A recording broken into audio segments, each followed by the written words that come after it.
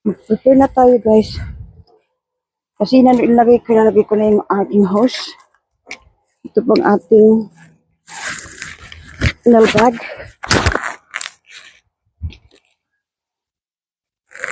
Ang ating pong Metrosan. It's another day. Monday na naman. Trabaho na naman tayo.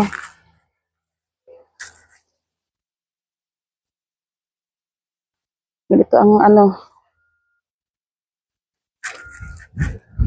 life. Kasi malamig. Ayan, di ba? Oh, di ba? Kaya ako'y yung aming coffee. Parang naman kami kayo nag-camping. Nag-camping kami na may bayad. Pero, carpentry pa rin. Tapos ako'y naka-hoodie. Ano po guys, lagi, magtataglamig na po kasi kami, mag-winter na.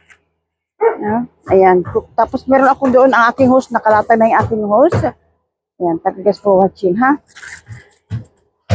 Carpintero guys, ang inyong